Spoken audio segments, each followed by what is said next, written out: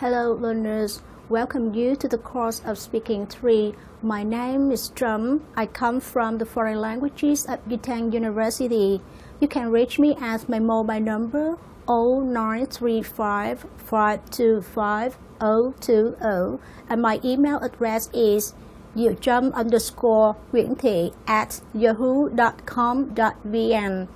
To begin the course, I wish you all good luck, good health, and happiness for the Christmas season and the New Year coming. And this is the first lessons today. Okay, the objectives of the lesson is aimed at helping you learners to improve your ability to engage in natural communication and in public speaking environments. It's also aimed at helping you to improve your vocabulary and ability to exchange ideas related to the topic parents and children.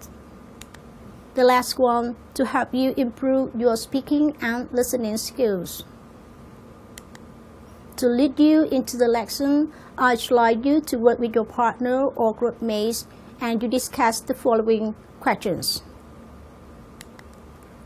The first one, it is said that children learn more in the first 2 years of life than at any other stages.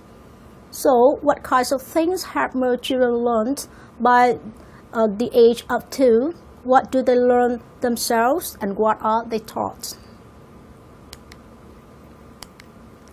The second question, what do you think are the 3 most important qualities of an ideal parent?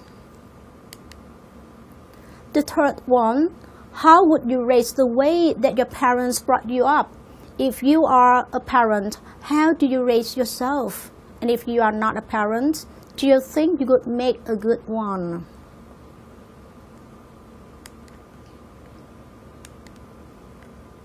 And this is the task one for you.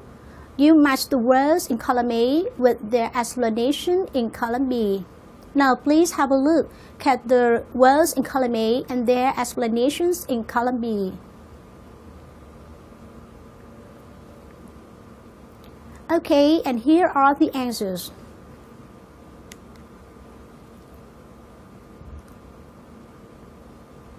So you see, criticism means disapproval expressed by pointing out faults or shortcomings. And hostility, what does it mean?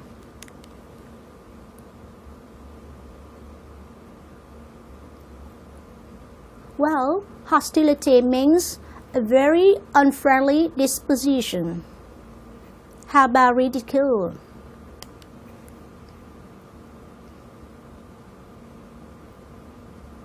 So you can see that ridicule means the act of deriding or treating with contempt.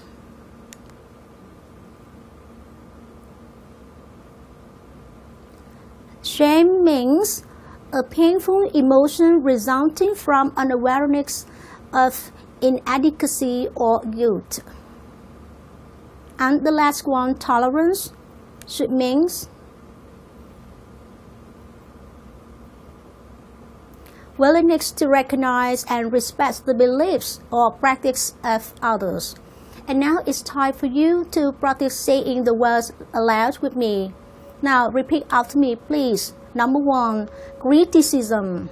Again, criticism. Number 2, hostility. Again, please, hostility. Number 3, ridicule. Again, ridicule. Now repeat again, ridicule. Thank you. Number 4, now repeat after me, shame. Shame. And the last one, number 5, tolerance. Tolerance. Thank you. We move to the next. Here are more words for you to match. From number 1, the words from number 1 to number 10 are to help you to provide you with more vocabulary so that you can overcome the first task easily. What are your answers? Here they are.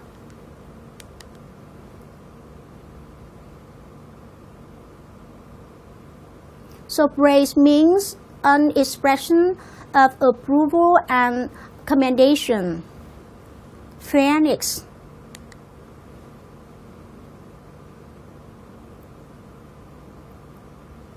Fairness means conformity with rules or standards. How about security?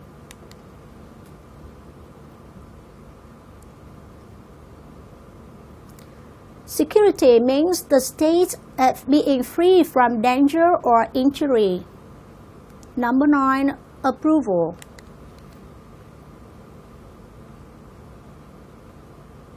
Approval is the feeling of liking something or someone good.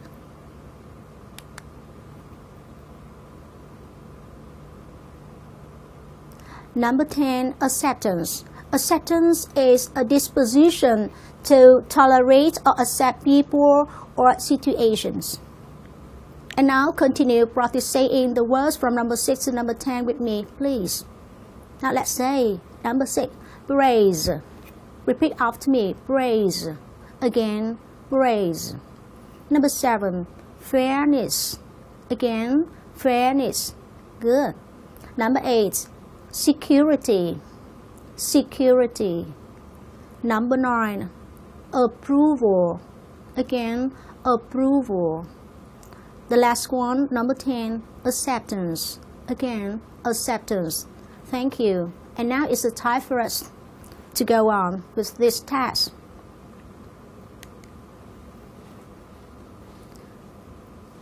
In task 2, you are required to match the first half of a sentence in column A with an appropriate second half in column B.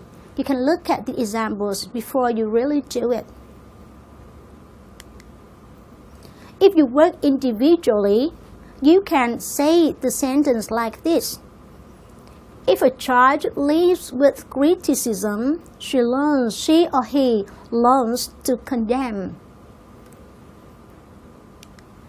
If you work in pairs, you can say, now student A can raise the questions like this. What happens if a child lives with criticism? And the student B can answer like this. She learns to condemn, of course. Or student B may have another way to answer. For example, I think or I believe she learns to condemn, for example. So you can see that in column A, there are 10 if clauses. And in column B, there are 10 main clauses. Again, you are required to match a clause if in column A with the right appropriate main clause in column B. For example, if a child lives with hostility, you can match number 1 with age. He learns to fight. And now is the time for you to practice individually or in pairs with your partners.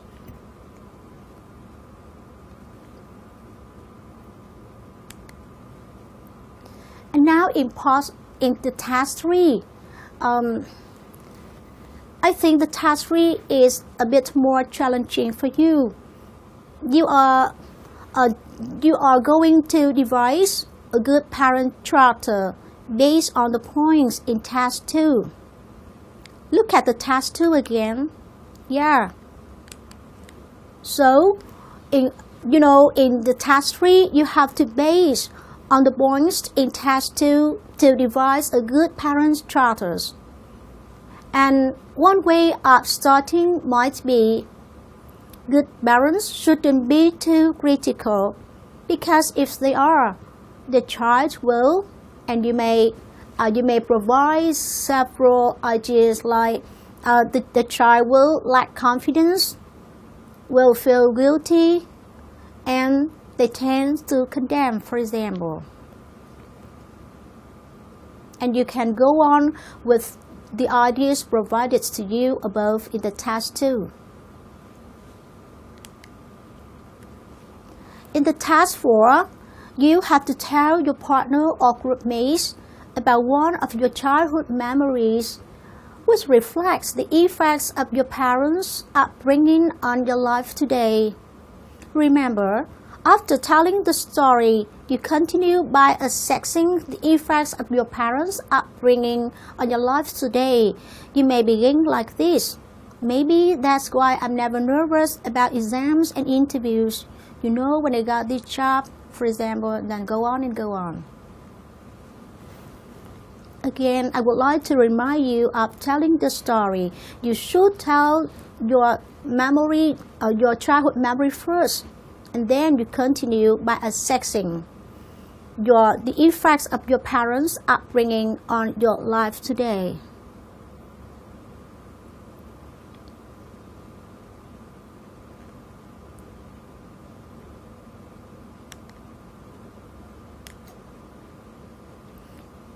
Task 5 is the last task and also the most difficult task in this unit. You taught it over. Now you have to use your old language, your knowledge, your social knowledge, a lot of things to answer these questions. With your partner or group mates, you discuss the following questions. The first one, what have children lost these days and what have they gained? In order to answer this question, you should tell the things that children have gained or lost. You see, in two opposite ways, the good things for what they gained and the bad things for what they lost. Number 2, what is wrong with school? You should tell the listeners or your partners or your group mates the problems that children or students face at schools today. They may be about the school curriculum, the relationship with teachers and friends, the homework, etc. Question number 3. What are youth's current problems?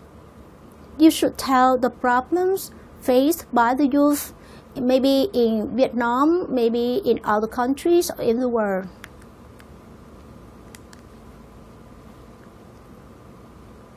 The question number 4. In your opinion, should parents try to teach the children before they go to school? If you say the parents should or shouldn't, you should tell the reason why you think so, why you think the parents should teach the children before the children go to school, or why they think the parents shouldn't do that. And number 5, who is mainly responsible for a child's academic success, the parents or the teachers? Also, you should explain why. Tell the reason why you think so. Number 6, do you think that a competitive society brings out the best in every individual? So you see, nowadays we live in the modern times, modern society. We are well equipped with a lot of things, a lot of good things for us that facilitate our life. However, is it really good? Is it always good? You should explain. Number 7 is quotation said by a famous person, A.S. Nell. In this quotation, the author rejects or does not agree with what children or students learn at school today. It is said that most of the schoolwork that adolescents do is simply a waste of time, of energy, of patience. It robs youth of the right to play and play. This is the idea of A.S. Nell. And you, what is your viewpoint? Tell us. The last one. Parents look after the children from the cradle to the grave. What is your viewpoint? Do you know cradle? You know cradle. Cradle is the small bag for a newborn baby. Okay, cái nôi. Okay, grave, hầm mộ. This quotation means that parents always take care, worry about, or look after their children, even though the children have grown up to be adults. So what's your viewpoint? This is the end of the lesson. Thank you.